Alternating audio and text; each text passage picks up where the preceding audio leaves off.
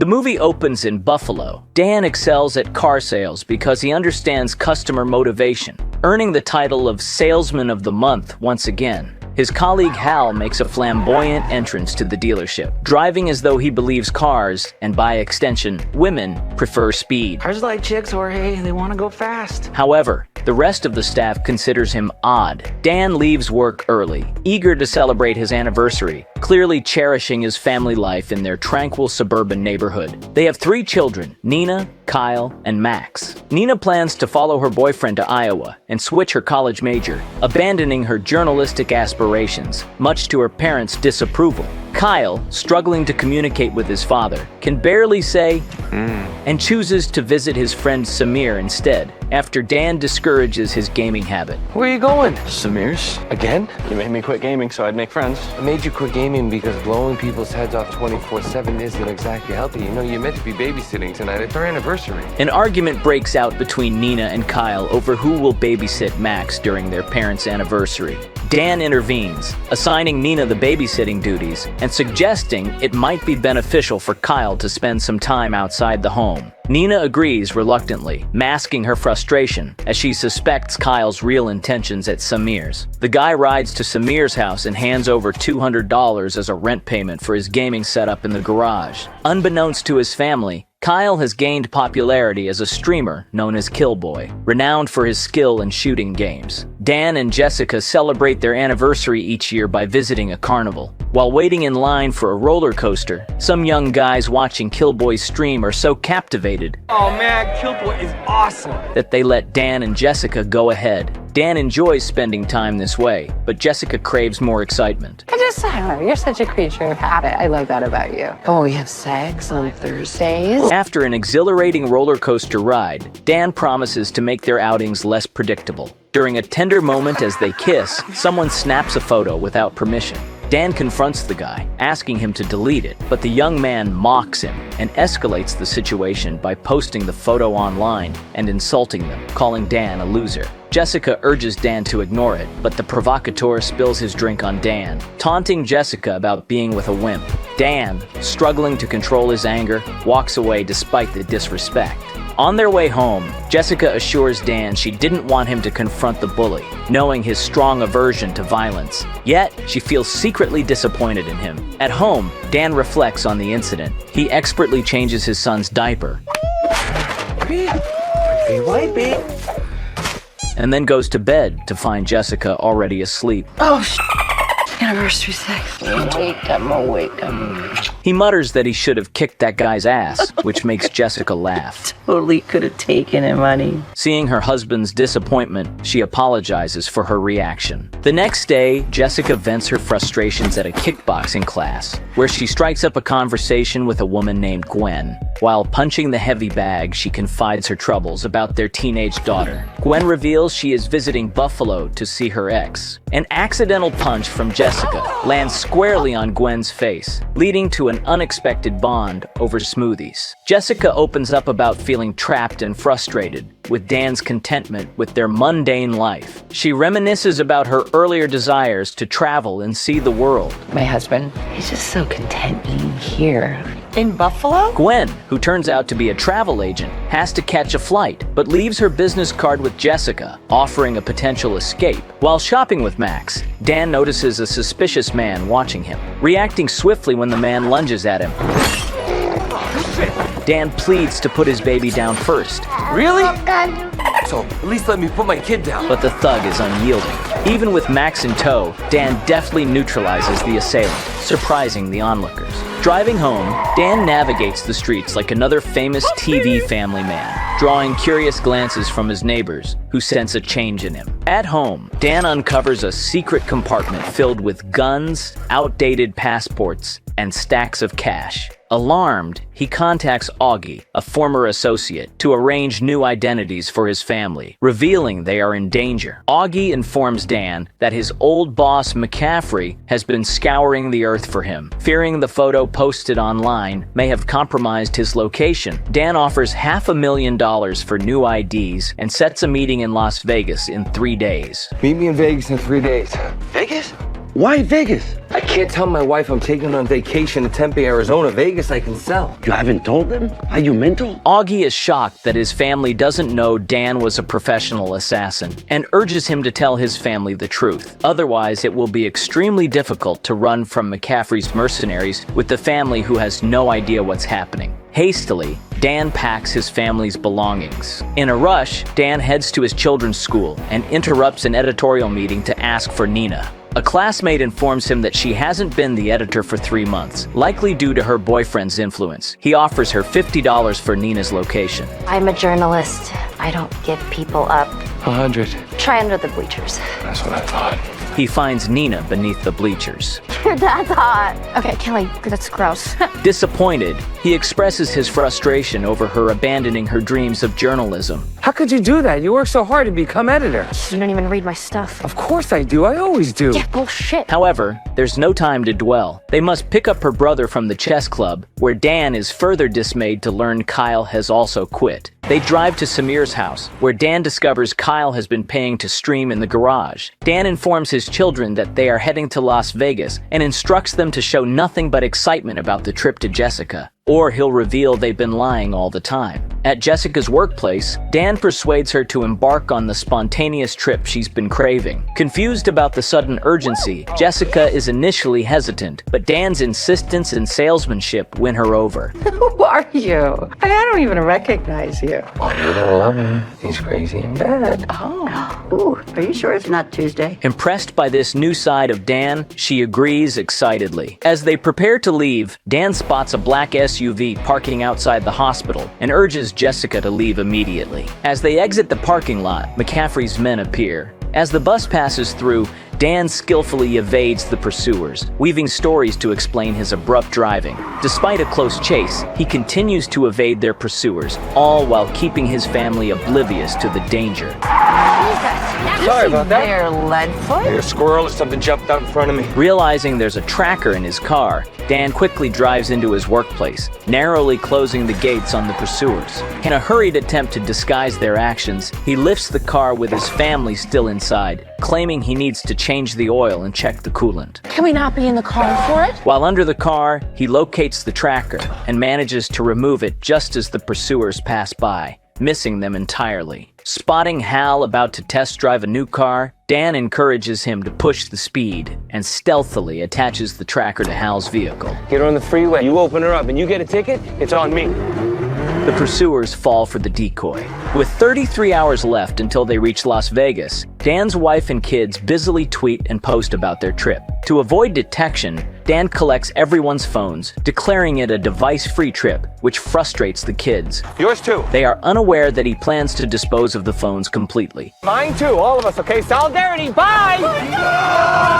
No way you just did that. Oh my God, What? Dad. I just freed our family from the shackles of technology just like that. You've lost your mind. Now, without phones, they rely on old-fashioned navigation. At the travel agency, the clerk is amused when he hears they don't have phones and pulls out dusty old maps. I'm gonna need a credit card. Dan hands him a stack of cash, asking him to book a room in a Las Vegas hotel. For the first time in a long while, the family genuinely bonds. Singing Vanilla Ice's Ice Ice Baby on the road, the parents and eventually the kids join in, What is Ice Ice Baby? creating a memorable family moment. Meanwhile, McCaffrey personally visits Dan's house. His tech guide discovers Kyle's identity as the popular streamer Killboy. McCaffrey orders all his men to locate and intercept the van. Be tough for him to switch cars without tipping off the family. What makes you think they don't know? They're still with him. During the stop, Nina shares her critical view of Kyle's gaming career, echoing her boyfriend's sentiments. Oh, good. Trevor's here. Do you even remember what your own personality's like? No. Kyle says he misses the old Nina with her own personality, who used to be cool. While they talk, a girl recognizes Kyle and asks for a photo with him. In a bathroom along the way, Dan rehearses his confession to Jessica about his past life as an assassin, unsure how to break the news. Afterward, he goes to pay for the rooms. On his way out, Dan notices Kyle talking to that girl, which impresses the father. He asks Nina why the girl took a selfie with Kyle and why she calls him Killboy. Hey, what was all this about? Upon learning that his son is a popular gamer and the girl is going to post those pictures online, he tells the family that all the rooms are booked and they have to keep going. McCaffrey enlists a local motorcycle gang to track Dan. As they close in on a bridge, Dan notices 3 bikers. His family, lulled into sleep by calming music he plays through their headphones, remains unaware as he prepares his silenced gun. He tries to shake off the pursuers, while his family bobbles their heads like bobblehead dog figures on a dashboard. His mirror is shot, but he manages to get rid of one, barely avoiding a crash. Only Max is awake, enjoying the activity. He even helps his father by handing him his milk as a weapon. Dan bumps the 3rd one, sending him flying. What was that? There's a little bit of a pothole there. Actually, you see that? I was flying. After driving all night, Dan finally closes his eyes, but his family is awake, half a mile away from the college Nina wants to attend. She argues her way into visiting it. Jessica isn't keen on going to the college just to see Nina's boyfriend. We are not going to stop and see Trevor. Actually, meant that I wanted to see campus. Oh, But whatever. right, because you're really interested in seeing the facilities. Yeah, actually, I am. Are you serious? Eventually, they visit the college, and the place is gorgeous, bustling with festivities. Dan tells Jessica that if they want Nina to listen to them, they should start listening to her first. So Jessica decides to show Nina what college life is really about. Mistaking her for a student from behind, one student offers Jessica a beer from a keg. Hey, sexy, you want me to show you how to do a keg stand? Oh, ew. Sorry, I didn't realize you were a mom. She recalls her athletic college days and decides to show off her keg stand skills, Bear me! impressing even Nina. Don't you ever try anything like that. That was awesome, actually. Beer me? The main reason Nina wanted to visit the campus was because her boyfriend, Trevor, attends this college. Kyle tells Nina. You guys don't get Trevor. We get Trevor. We don't like Trevor. Why? Ever since you've been dating him, you've been like a completely different person. Plus, he treats you like shit. You deserve more. During a campus tour, Dan admits that he's impressed by her performance. She excitedly wonders what her life would be like if she hadn't abandoned her sports career. Especially that keg stand when it was so freaking hot. Yeah? Did you ever have sex on a pole vault, Matt? Don't answer that. She also admits she likes his spontaneous behavior over the past few days. Dan spots a suspicious German man on his phone and thinks he might be an operative for McCaffrey. He starts a conversation with the man, asking about his job. Jessica notices their strange conversation. Dan begins to speak German with the man so that his wife can't understand their dialogue. Wenn du reden willst, was du im Kopf willst, bleibt es zwischen uns. Don't worry, honey, we'll catch up, okay? All right, honey. When she leaves, the man shows what's inside his briefcase. What the hell is that?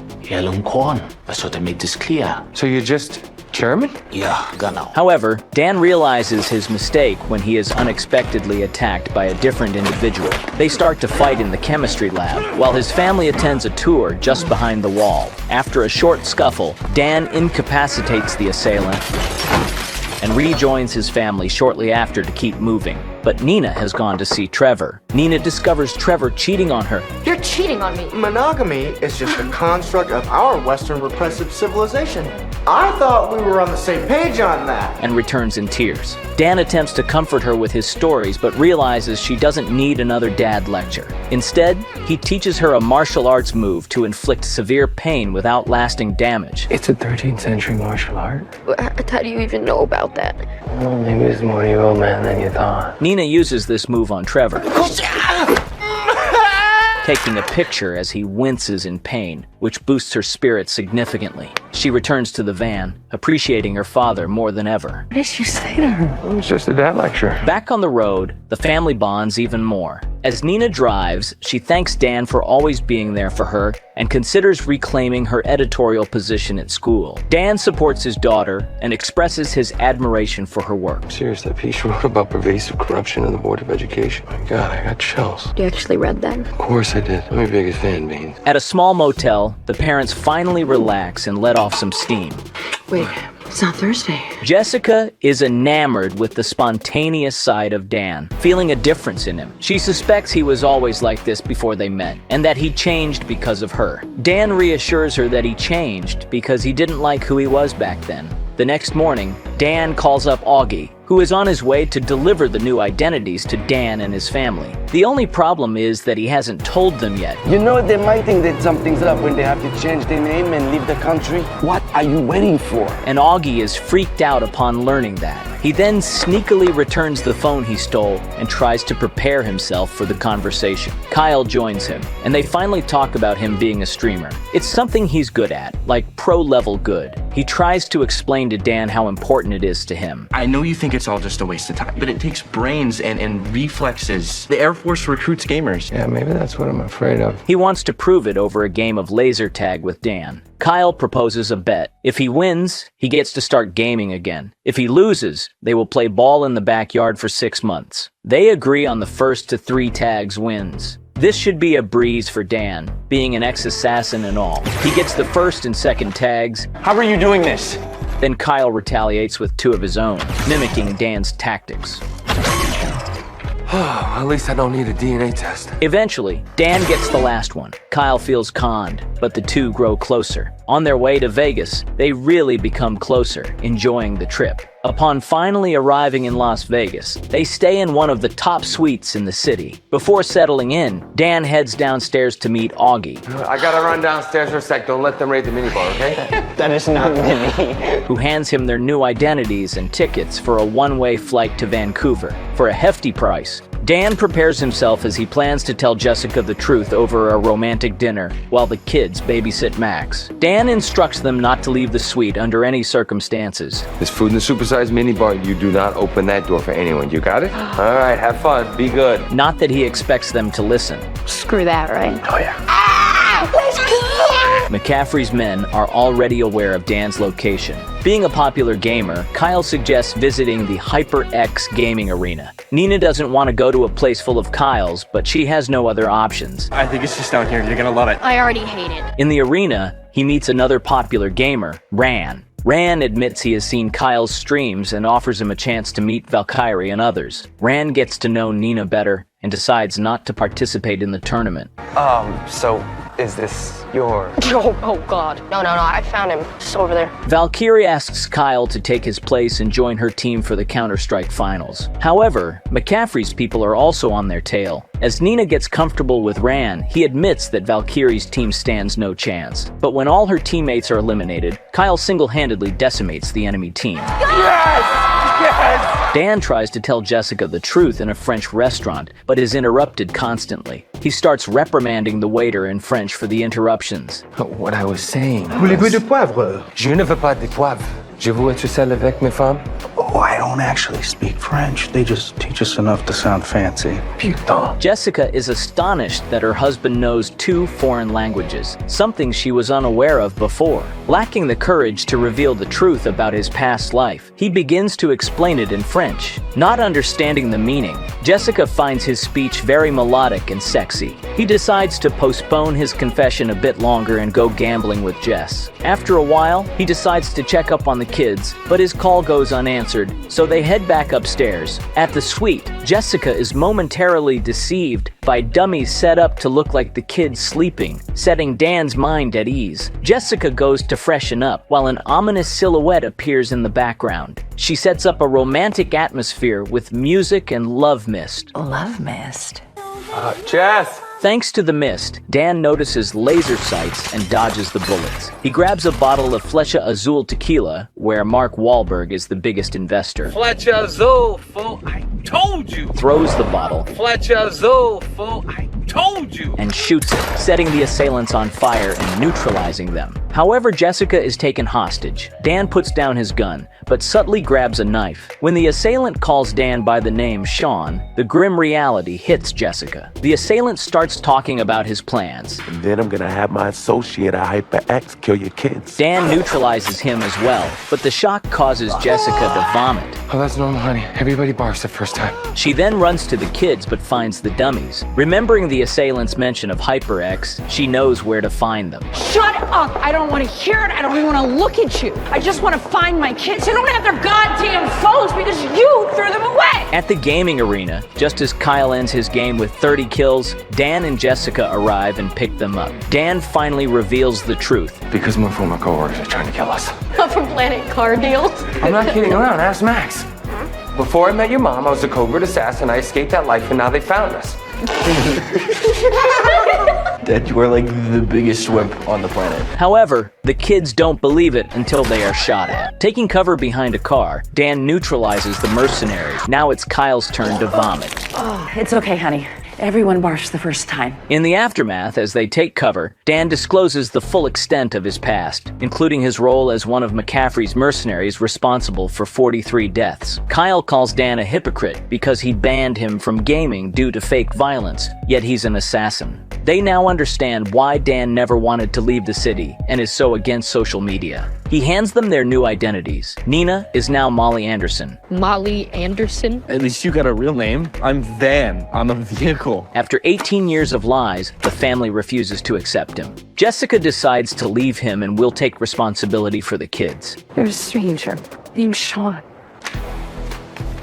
Archibald Anderson. Oh, damn it, Augie. She calls Gwen, asking for help, while Dan is left to guard outside until the very morning. Despite Dan trying to explain that it's not safe and McCaffrey will come after them, Jessica just tells him to make it safe and stay away from them. When Jessica arrives, she is amazed to see Gwen waiting for her in a private jet. What are you doing here? I wasn't expecting all this. I was on a layover nearby and I thought, I'll just come get you myself. On the jet, Gwen tells Jessica about her ex in Buffalo. They were together for years, and he left her to marry another woman. But you met her? I had to. He created this whole life with this woman. I needed to see what she had that I didn't. What did you do? I did what I do best. I got close. I won her trust, and then I just waited patiently for her to walk into my trap. Jessica realizes she's talking about her. She tries to flee, but McCaffrey is already there. McCaffrey gives Dan a call, showing that his family is in captivity. He arranges a meeting in an abandoned hotel. McCaffrey's henchmen are all over the place. Hello, old friend.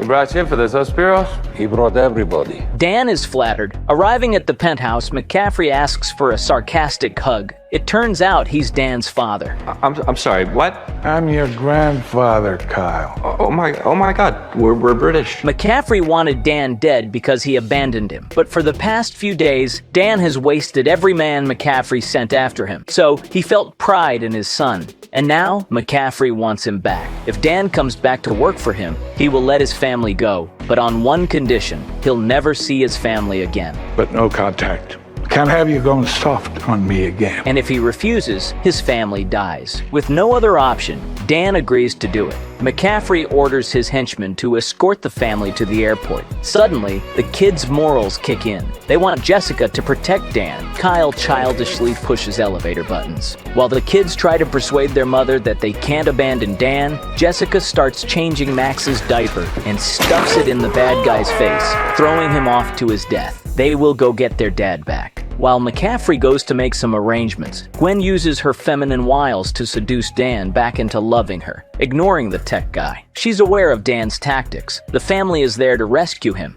As he puts Gwen to sleep, the tech guy is taken captive. Dan apologizes for keeping secrets from Jessica and promises to always tell her the truth. When was I gonna tell you? On our first date? Our second? When you were pregnant with Nina, or by our fourth? What? Do the math, Nina. He wants to be her husband and a loving father. Meanwhile, McCaffrey notices that something is wrong. By the way, the tech guy is Kyle's fan. Kyle tries out the drone, and it turns out Dan is really good with technology. You're not anti-technology, you're awesome. The henchmen are coming. He tells his family to go to the roof, and he will deal with them. Kyle will be his eyes and ears. Kyle uses the drone to spot McCaffrey's men and relays information to Dan, who, despite the numbers, skillfully deals with them. McCaffrey notices that the drone is aiding Dan and wakes Gwen up to find the family. Dan tells his dad to call it off. Call it off now! But he doesn't listen, and despite 10 guys shooting with automatic rifles, no one manages to hit Dan. Noticing the elevator going up, Jessica hides the kids and shoots as the elevator arrives, but Gwen just chilled on the left. Gwen taunts Jessica, knowing that she has an advantage in hand-to-hand combat, not taking her seriously. You think you can beat me because you took some kickboxing classes? You know I do this for a living, right? With solid cons still, Kyle says there are 9 guys left. Dan knocks them out one by one, making McCaffrey proud. he finally shoots down the drone. Meanwhile, in the prolonged catfight, Gwen comes out victorious, burying Jessica under a pile of rubble. McCaffrey knocks Dan down and has a clear shot at him, but he has to yap about how family has made him weak. Meanwhile, Gwen corners the kids, and that gives Jessica the strength to lift up the debris, but she is still thrown around like a sack of potatoes. Dan manages to remove the bullets from McCaffrey's gun, so they resort to hand-to-hand combat. Being an ex-decathlete, Jessica picks up a bamboo stick and attempts an athletic jump, but fails miserably. Gwen thinks it's funny when Jessica tries again, but this time, Jessica throws it like a spear. There's 9 other events, bitch! McCaffrey beats Dan in the fight and grabs a gun to finish him off. But then the family comes in, and Nina tells McCaffrey that she's happy to find her grandpa and suggests they could become a normal family. When I look at you, I don't just see a cold-blooded killer. I see my grandpa. If you think this little speech is gonna win me over, Honestly, I was just hoping it would buy him enough time to do this. This distraction gives Dan a chance to act. The family reunites and the police arrive. 6 months later, Nina becomes a famous journalist by making a report about McCaffrey's assassin group. Dan starts a company teaching security guards and hires Augie. Jessica becomes a coach, and Kyle continues making videos online. The family gets ready for a big trip, packing up an RV to take Nina to Stanford. In line with their new tradition, they give up their phones. And yes, guys, I know Kyle was playing Valorant. I intentionally called it Counter-Strike, just to see how many people would comment on it. If you enjoyed this recap, please give it a thumbs up and make sure to subscribe to my channel.